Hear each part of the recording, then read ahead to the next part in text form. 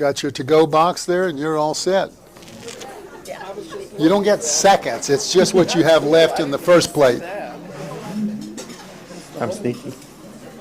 Just got all kinds of stuff. I know it. Shane, would you come? Shane and Alan and James.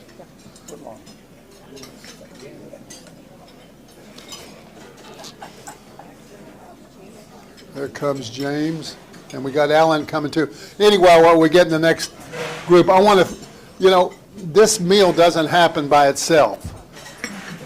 I wanted peanut butter and jelly, and I was overruled. Thank you, Shane. Thank you, Shane. Anyway, first of all, I want to introduce the ladies that serve this food, and they do a phenomenal job of getting it out here and warm. We've got Shane's in charge, and then we've got Juvie. Where's Juvie? There's Juvie, and we've got Shaw over here, and we got Anna and Esther. Where's Esther? There's Esther over there. Okay, and we got Loopy right here, and we got Kathy. There she is.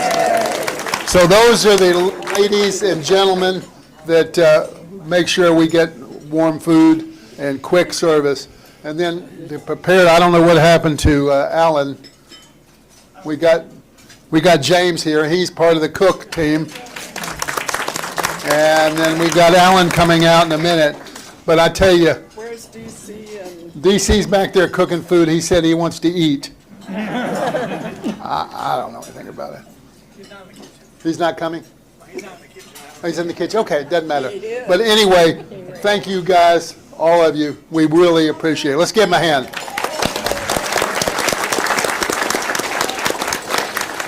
And also Aaron, I want to introduce Aaron back here. Y'all probably see him. Aaron does all the recording, and he makes sure the mics work, and he gets it posted up on the portal. So thank you, Aaron. We appreciate you very much. Okay. It is absolutely my pleasure and honor to introduce our speaker for today.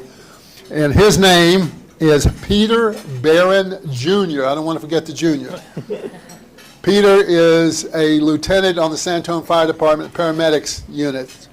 And he's been doing this, how many years did you say? 30. 30 years. Wow. So thank you for that. And we can't wait, so I'm not going to talk anymore. You're on. Let's start.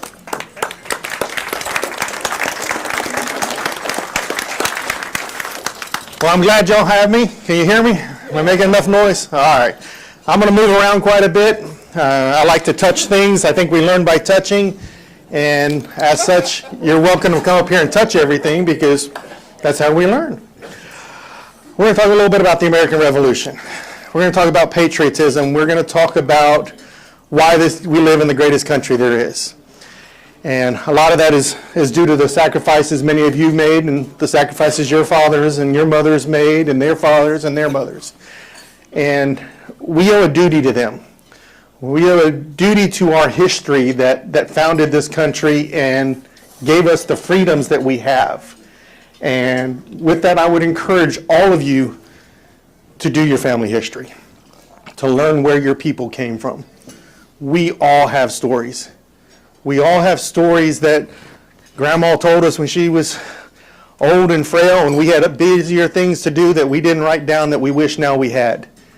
Your grandchildren, your great-grandchildren are going to miss those same stories from you. If you don't capture your stories, nobody else is going to capture them. I'm blessed. I met most of my great-grandparents and a couple of my great-great-grandparents. Oh, wow. And my family moved to Virginia in the 1630s. And when my mother married my father, they were within 50 miles of where the family landed. My family comes from one spot in Virginia, and they've been there a very long time. My ancestry was easy to do, but nobody had done it. When I asked my grandparents who fought in the Revolution, they said, I don't know, somebody. We've been here forever. They had to fight. Well, they were right. They fought. I went through and found the names. I went through and put the stories together. If you don't do it, Nobody else is going to. We don't teach history anymore. Yeah. Sad. It's a sad concept. We do not teach history. There's social studies in school, and it's just that. It's social studies. Even with Texas, we did just change our curriculum. It's going to be a new curriculum in 2030, so we are going to roll out a new history curriculum in Texas, which is better. We still don't teach history. So I didn't do it. If you are interested, preserve it, whatever aspect of history it is. I mean, we have the Nimitz Museum right up the road, and it has a beautiful museum, and they do an amazing reenactment. It is so powerful, and it's so close. We have the Alamo right down the road. We are surrounded by history here. Coming from Virginia, where it's older history, to Texas, I'm amazed at how much history Texas has. So I encourage each of you to write down and store your family stories, but also to go beyond your stories and find out where your family came from and how they contributed to this nation and the impact they made. Today we're going to talk about the Revolution. And I hopefully have something here that everybody hasn't heard. I'm going to go over the basics because we all need to refresh the basics, but I'm going to catch every one of you is going to learn something today somehow. And I'm going to start with this beast. Everybody loves a big gun. This is a 75 caliber smoothbore firelock. This gun is the Brown Bess. This is the gun that the Second Amendment was written on. This was the most advanced military fighting weapon for over 100 years. Designed in 1717, when the British took them out of circulation in 1816, there were 650,000 of them in circulation. 100 years later, 650,000 of them still existed in the British Army. They then turned around and shipped all the factories to India, and they continue making them. So you can still buy an original Brown Bess made on the original machines. It's just made by a 12-year-old. They came out in 3 editions. This is the second edition. This is the short one. The first edition was longer and had a wooden ramrod. This is the Shortland pattern, and then the trade musket is the India version. 75 caliber, size of your thumb, size of a 12 gauge, fires from a cartridge. I have a cartridge box. This is a waterproof cartridge box because it has these 2 little flaps on the sides. They keep all the water out. Waterproof cartridge box, holds a little tube of paper. At the bottom of that little tube of paper is a ball, and on top of it's the powder. So I reach back, I take my cartridge out, I bite the top off. Requirement to be in the British Army is 2 teeth, one on the top, one on the bottom. Otherwise you gum your powder. I bite the top off, I open my pan, I put a little splash powder in the pan, I close the pan. I come about, I put all the powder, the ball, the paper, everything else goes down the barrel. I draw my ramrod, I pack down, I return my ramrod, check my ceiling height, and then I go to shoulder. And I stand at shoulder because this is a fire by volley weapon. This is not an aimed weapon. I do not pick a target and shoot it. I shoot that way. And that's it. So everybody lines up and we all shoot that way. This is a bayonet lug. It is not a sight. There is no sight on this gun. When I shoot this gun and I point it that way, I'm looking the other way. God gave me 2 eyes. I like them both. This is going to blow up. That's what it does. So when this blows up, I don't want to lose the eye. So I'm doing one of these. And that's the way you're supposed to do it. Because as this ball travels down this barrel, this 75 caliber musket ball travels down the barrel, it goes ding, ding, ding, ding, ding, ding, ding. And when it hits the end, that tells it which way it's going. The last ding is what stabilizes my projectile. So I might be pointing here and hit that door, or hit that door. But my ball is going to go that direction. And it works because I have all my friends. We line up and do unit tactics, and we shoot that way. And it is very effective. The beauty of it is, every 15 seconds I shoot. Boom, boom, boom. And we get that volley going down range. and that breaks up unit formations. That breaks up the advancing formations coming towards us. So as we think they were all crazy doing these Napoleonic type tactics where they march in units and they all just walk into the bullets. That's how they had to do it. There wasn't another option because they weren't aiming the guns. They were just shooting those continuous volleys. Now, we were farmers. We were militiamen who had fought in the French and Indian War and learned military tactics. We were not professional soldiers in the 1775, 1776. We were not professional soldiers. So we would line up and we knew the motions. We could go through our load sequence. We could fire our muskets.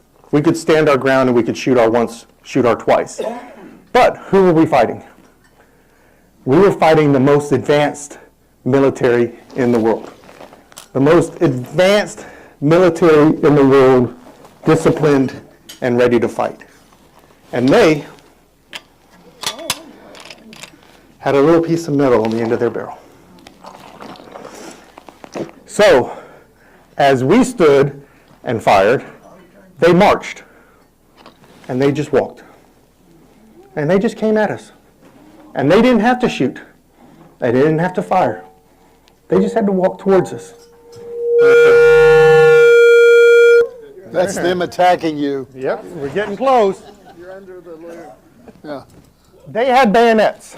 And with bayonets, they could march on to us and then come in. This is a very ugly piece of metal. There's an extra one up there. You're welcome to touch it in a minute. It's a triangle. Has a nice little groove on the side. That's so the tomato doesn't stick to the blade. When it goes in, if it gets stuck, I can't put it in the next person. So I got to be able to pull it out. That's the nice little groove on the side. The triangle is so it leaves a big hole afterwards, and you keep bleeding. This is ugly. We couldn't make these.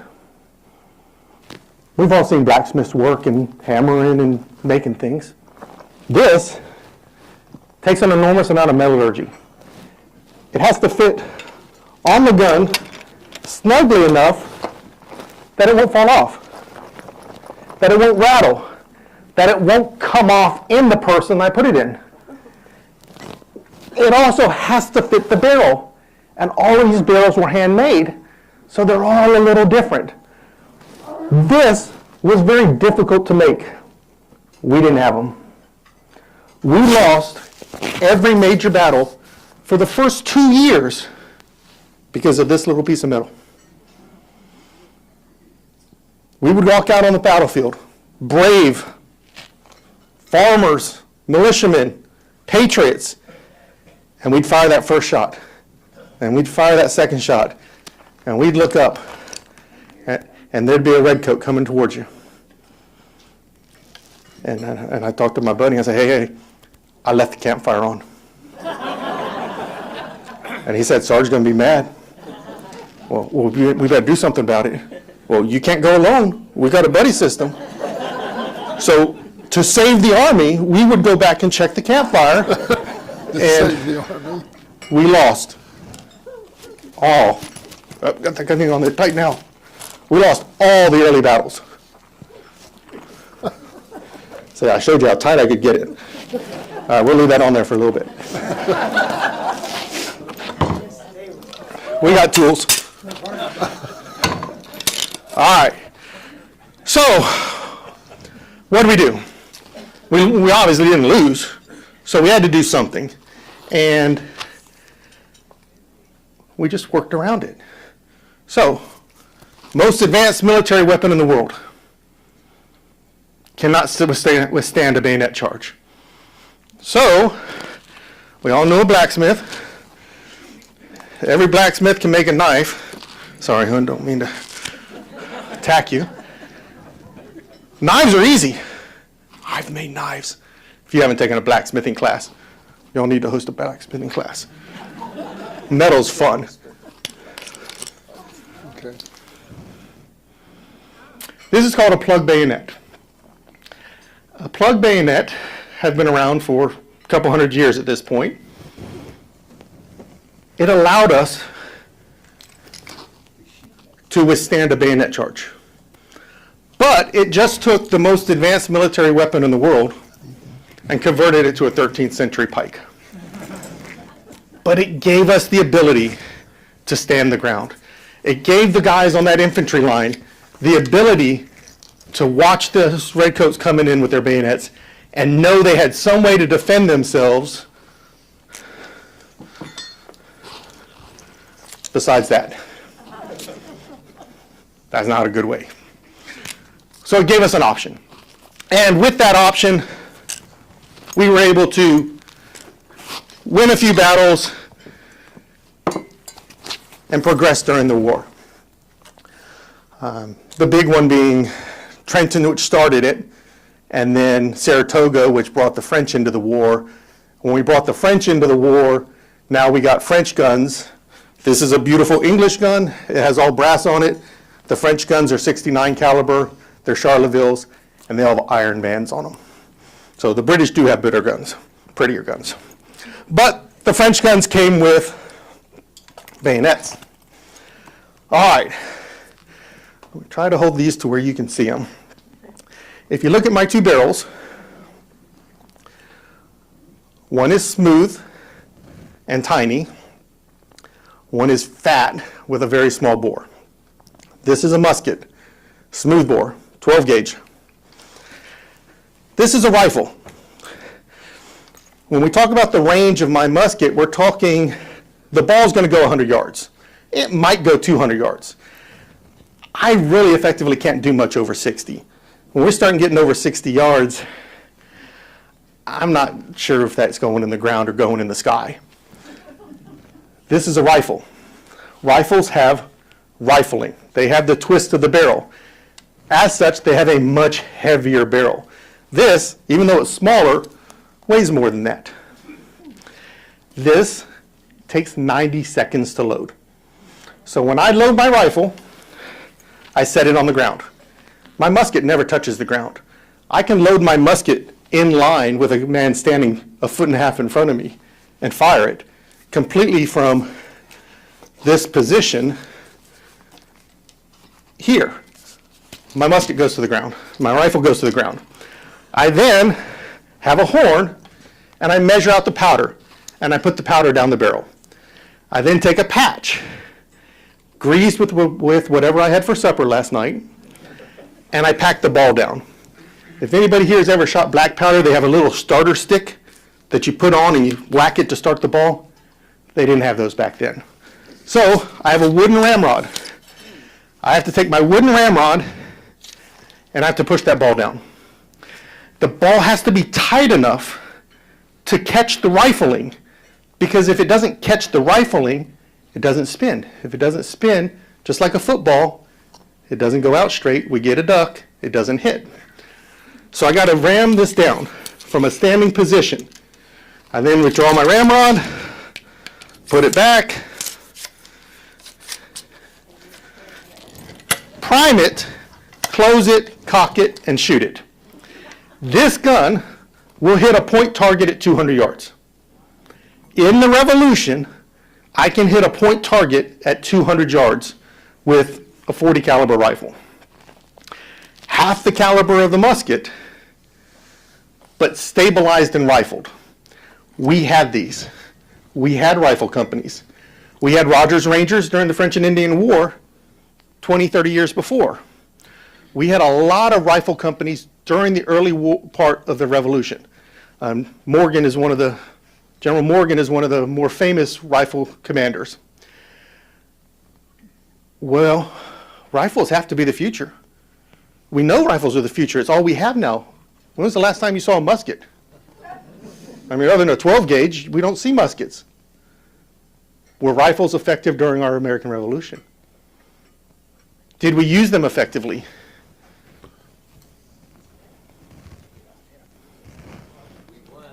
We won, but not because of the rifle.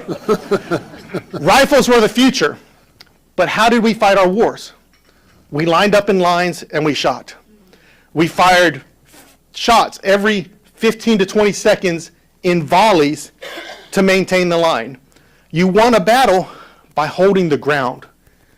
Didn't matter what the casualties were. If you held the ground, you won the battle. Well, what do we do with a rifle? You put out a rifle company. I see a general on a horse out there 200 yards away.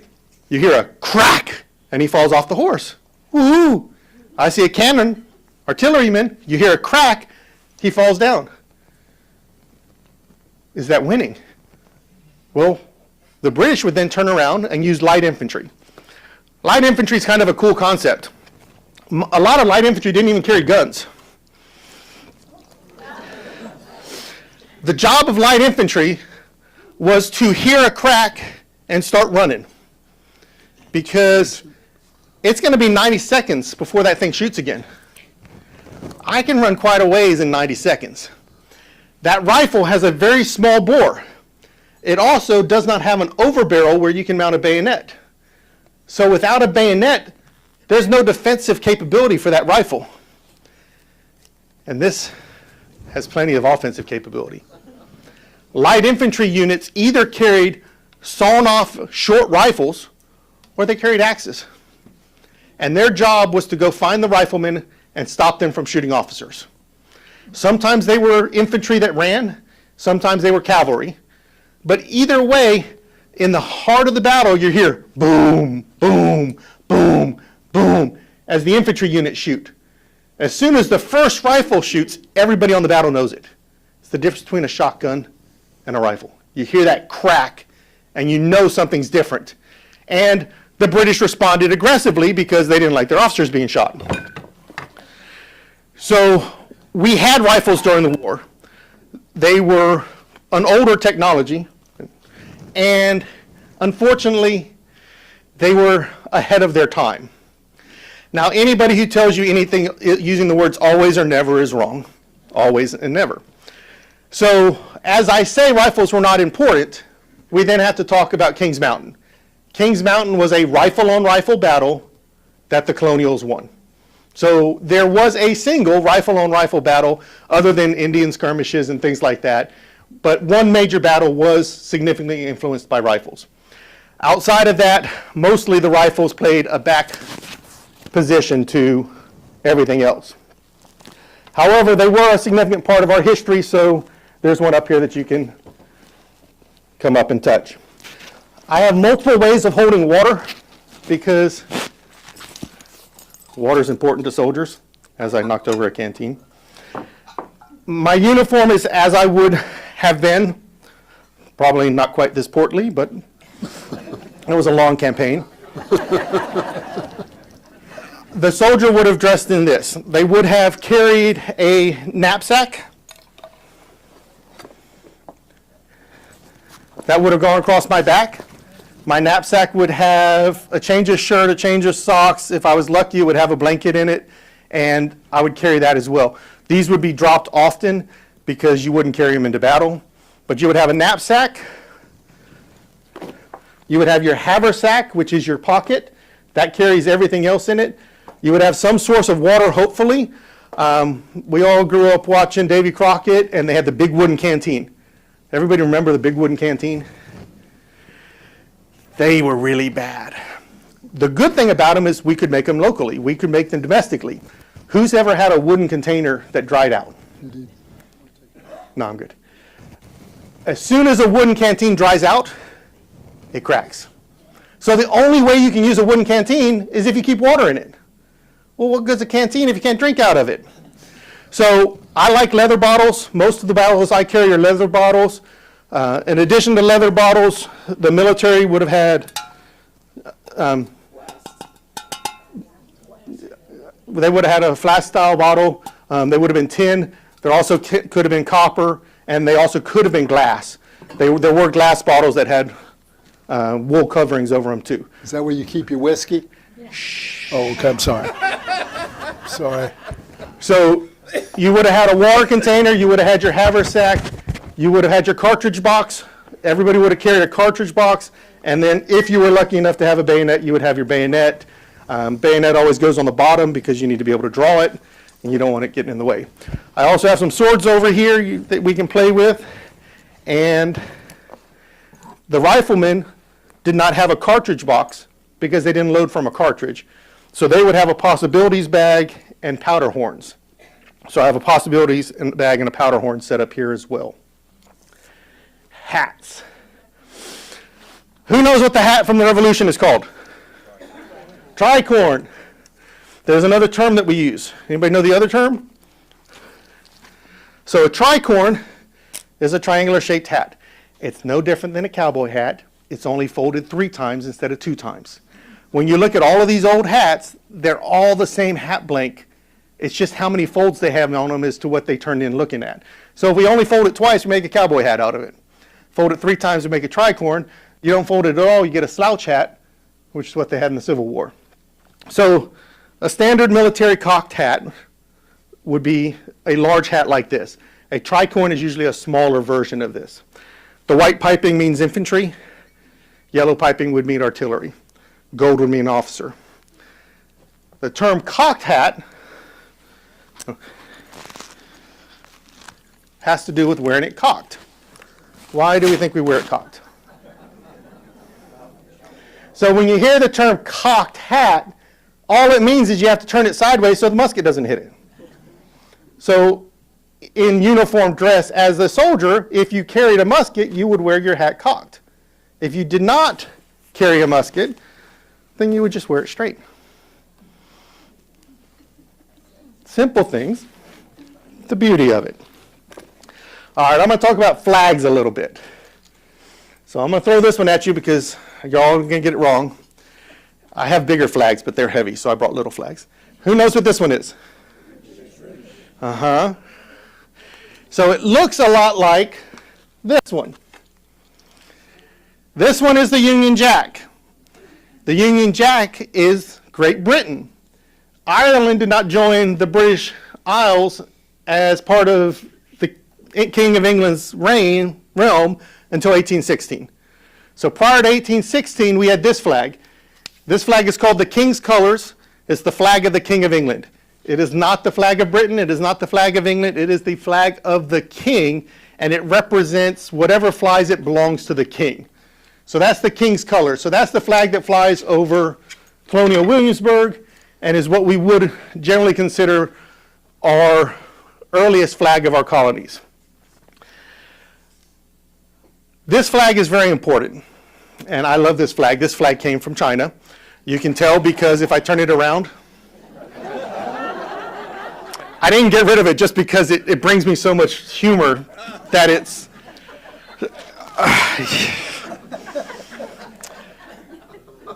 I like this flag because this flag is very important.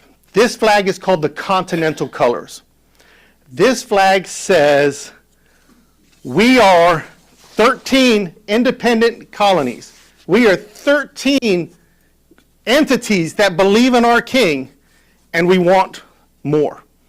This is our no taxation flag. This is, we are the king's subjects, but we need to do something different.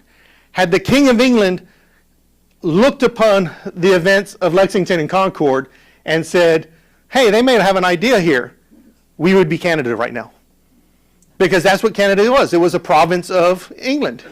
And had the king simply said, yes, we're going to give them parliamentarian seats, or yes, we're going to recognize their governments, we would never have had a revolution. Because initially, in those early days and months and almost year of the war, we weren't fighting for independence. We were fighting for recognition. We were fighting to keep the status quo. So if we think about the government during our first 150 years, from 1607, when we settled Jamestown, through the Revolution, who was in charge? Who ran the colonies? Local government. We elected our own burgesses. We had our own colonial governments.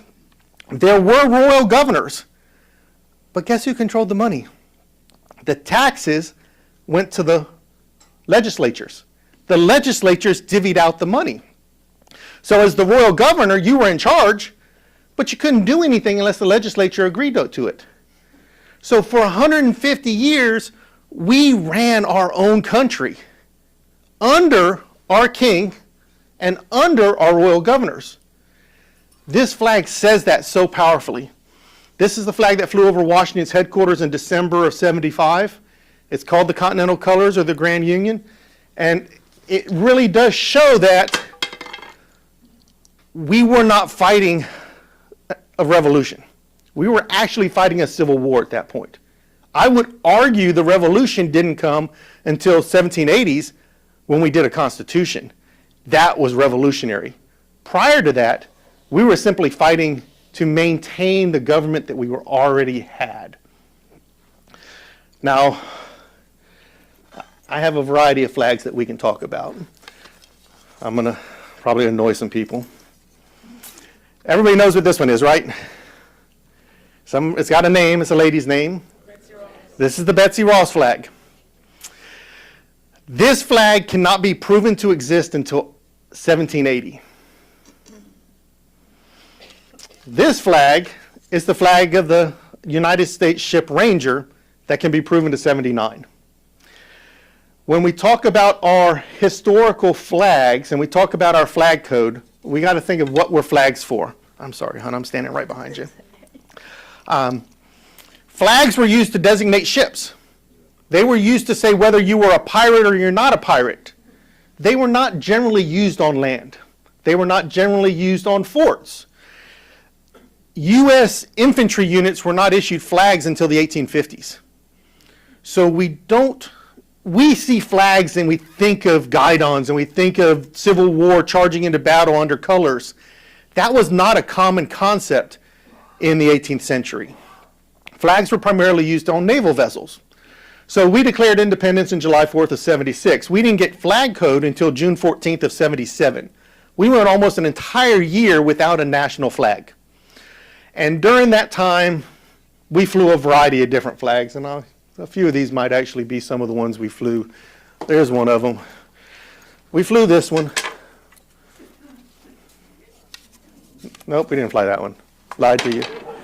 Nope, I don't have any of the ones we flew. All of these are different ones. I do have this one. This is an old flag. Anybody know what this one is? This is called the Rebellious Stripes. This is the flag of the original Sons of Liberty. So this was the original Sons of Liberty flag. It is vertical striped. The British banned it, so they got creative and they just turned the stripes the other direction. This is the flag of the East India Company. They would put a Union Jack on it, but this flag existed. So they just flew the flag that already existed and claimed it for the Sons of Liberty. When we talk about the Betsy Ross flag versus the 13-star flag, we see a lot of differences in these early flags. These early flags, and I can come back and talk to you about flags specifically. I've got like 40 or 50 of these. Stars. How many points are on the star of a Revolutionary War flag? From 4 to 8. How many stripes are on the Revolutionary War flags? They're pretty good. They're all about 13. But the difference is how many stripes are below the canton. Canton being what we see here is the blue part. It's anywhere from 2 till 9. So this is 1, 2, 3, 4, 5, 6, 7. This is a 7. And our standard Betsy is 1, 2, 3, 4, 5, 6. So the Betsy ends on a white stripe, and this one has a red stripe. So we see differences in the points on the stars. We see differences in the orientation of the stars. We see differences in the general orientation of the stars on the flag. So this is called 4-5-4. 4, 5, and 4. The other style is a 3-2-3. And I don't see if I have a 3-2-3 up here. Because this is a 3-2-3. So 3 across, 2 across, 3 across, 2 across, 3 across. So these are the two styles that we generally see our 13-star flags in for the star orientations. We don't see them in a circle. We can see them in a square, and there is some flags that have the circle with a circle in the middle. But there are various different designs of flags. So this one, true flag, real Revolutionary War flag, it looks perfect, doesn't it? It looks exactly like every other flag you've ever seen. For the Navy men in here, John Paul Jones was an amazing figure. John Paul Jones in the Battle of the Bon Homme Richard versus the Serapis left France on the Bonne Chard, went out to try to raid along the English coastline. Very first ship he ran into was the Serapis, the HMS Serapis, and the Serapis blew his mast in the first shot. Serapis then says, hey, do you surrender? And John Paul Jones says, I have not yet begun to fight. He turned the Bonne Chard over, and he rammed the Serapis, and the Marines on board took care of the rest. He then turned around and sailed the Serapis into the harbor at Texel, Holland, and they called him a pirate because he didn't have a flag. So he needed a flag, so they ran this flag up the flagpole. This is the first recorded flag of a U.S. warship entering a foreign port. This is the Texel flag, or the Serapis flag, and it is drawn into the Harbor Master's book in 1779 in Texel, Holland. And if you think about flag code, the flag code says the flag's red, white, and blue, canton of blue stars representing a new constellation. It actually says the canton's blue and the stripes are red and white, but those little French ladies who sewed this flag got it wrong. But it didn't matter that they got it wrong. The harbor master knew what it meant. He knew this flag represented something that was different. This flag represented a new change in government and a new way things happened in the world. So this flag is very powerful in that because it's wrong, it captures what we did so well and so right. And it is the reason America is so strong today as a powerful entity, because we don't all have to agree. We don't all have to do things the same way or the right way. These are both true and correct Revolutionary War flags. Neither one are anything that we would commonly associate with how things were done. This is the flag of Eaton, Pennsylvania. It's a county flag. And generally jurisdictional flags would reverse the canton in the field. So this is simply the canton in the field reversed. Now again, it's got the points on the stars are 8-pointed stars. But that was common in the day.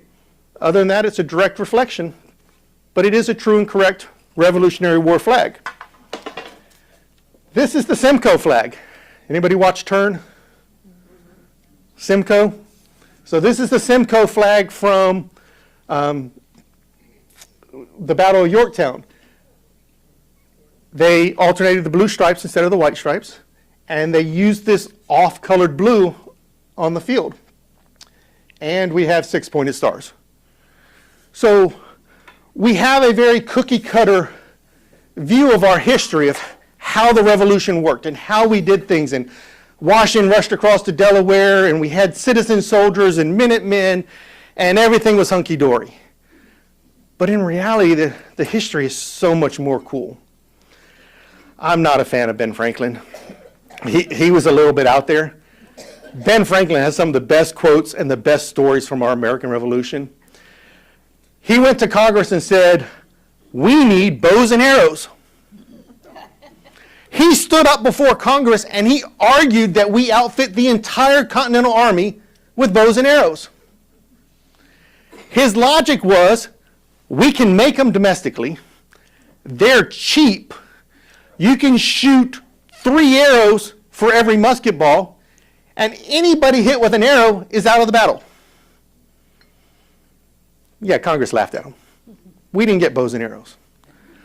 But it shows how challenging it was in those early years of the Revolution, where we didn't have a government. We didn't have working cohesion. And we still relied on Europe for everything. We had no domestic product. Everything we created domestically, we shipped to Europe to get refined to come back. And from that, we get America. From that, we get all of you sitting here, because our ancestors, all of them, whether you know who they were or not, or whether they were here on this continent or not, worked to create this America to be who we are. And we need to keep that. We need to continue to promote this, the 250th anniversary, and we need to continue to move forward so that America remains the greatest country on earth. And thank you. and I will entertain any questions, and I do encourage all of you to come up and touch things and take pictures and feel the weight of our musket and truly live some of what our American Revolution is all about in our 250th We've got anniversary. some mics around here, so if you, were they clapping for me or for you? For you, you came up here. Okay, that's what it was, okay. Anyway, question, please, raise your hand. No? Oh, we have a question. Where was your rank on it? So there was rank. Rank was not as common in that day as we see it. Everybody was a private. You would wear a little shoulder piece on one side that was felt if it was green for a corporal and red for a sergeant. Those were your enlisted ranks. That was it. One little epaulet for green for corporal, red for sergeant. Otherwise, your officers would have piping on their hats and could have piping on their uniforms. And there wasn't a standardized lieutenant, captain, colonel type insignia that was used. It was, people knew who you were, and the more you paid on your uniform, the higher your rank was. And the more chance you have of getting shot. Yes. Got a question over here. Paul? Well, first of all, thank you for a wonderful presentation at our Eagle Luncheon. Absolutely fascinating. I recently took the time to watch, I think, 20-some hours of the American Revolution by Ken Burns. Learned a lot there, learned even more today, and fascinated by the whole history of our country. There are so many things that we take for granted that we don't understand. I encourage everybody here to go to the Ken Burns series and learn a little more about our country that you will be fascinated by. So, my question is, can I rehire you to teach my history class? Nobody else is teaching it, so that's what I'm a full-time fireman. I've got a son who turns 18 in a month. He's a senior in high school. My wife's a sergeant with the police department. Luckily, with my job, because I work 24-hour shifts, I have quite a bit of week time off. And I give these lectures as a way to teach history because nobody else is teaching it. And Touche. we've got to get out in the public and we've got to talk about our history and talk about patriotism because nobody else is doing it. There are some good history teachers out there. Oh, there's some very good history teachers out there. They Are just don't you have the one? support. I was not a history teacher. I was an English teacher, but I was a school principal for many years. As recently as up in Bulverde here, I had a school. And there are a few. I just lost a history teacher in Rockport, Texas, that was, and he would emulate you. He would dress the part, he would teach the part, he would take the kids every year to the Alamo on a field trip. He was a wonderful man, Mr. Robert Jackson. He passed away recently, and I'm sad to say he's gone. But there are some good ones out there. We as principals have to look for them.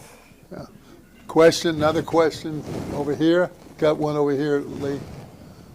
Oh, Mrs. Lee. Yes, Mrs. Lee would like to know, you talked about a bag. Was it called the possibility bag, the impossible bag? Possibilities. Possibility So bag. that's What the- is that? That would be a rifleman's bag that holds his ball, his wads, and his nappings, and all the things that he needs to run the rifle. So it's possibilities starting with a P. Good question. Any other questions over here? Well, Private Barron. You got a question here. Just talking to my Thank you. mic. Talking to my mic, little boy. A comment following up on Paul in that YouTube has quite a few Sons of the American Revolution videos concerning the revolution and how it started from the Tea Party on. So it's, if you're bored and you want to find out, it's a good place to go to. And we were talking about possibly doing a history club or a genealogy club where we could meet up in the computer lab and we can do genealogy. So if that's something that y'all are interested in, we'll work on something to that effect, and maybe we can do a genealogy club or a history club and keep it going. All right, Dewey's also a member of the Sons of Revolution, and David Richmond, and then Susan is the member of the Daughters of the American Revolution, DAR. and I imagine there's other of you. So again, thank you, thank you, thank you. Yes, sir. You're a gentleman and a scholar. He hadn't been to bed in 2 days, I don't think, because he worked at the fire station yesterday, unexpected. First of all, I want to give you a sample of our Eagle. I made up some stuff about you. That's good, because the truth is really bad. But anyway, here, and I'd like to give you our challenge coin from the Army residence community. So again, thank you, sir. Thank Thank you. you, thank you, thank you. Now, he has a gift to give us. It's not one of these things. It is a book called Don Trioni's Soldiers in America. And so we're going to have a drawing. I need you to, how many numbers? 142. Pick a number between 1 and 142. 36. Okay. Number 36 is Drum roll. Sick. Mary Music. Where's Mary? So Don Troliani is an artist, and he's incredible. If you've seen historical artworks, you've probably seen his artwork. So he has a series of books on the Revolution as well as the Civil War, and that book covers his uniforms. When we actually try to figure out what people wore, it's very difficult because most of the artwork is actually dated in the 1790s, and by then they were already starting to change these uniforms. So the best way we know what people wore is wanted for desertion, Bob Smith wearing. So Troliani doing artwork gives us a very good idea of what people were wearing because he's very accurate. Okay, again, ladies and gentlemen, thank you. If you want to come up here and take a look at some of this stuff, try not to stab anybody. And thank you so much for coming today, and meeting is adjourned.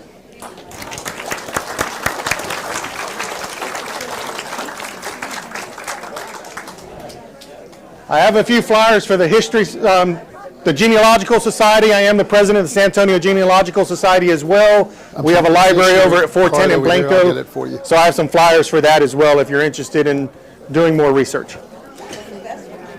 I can, maybe.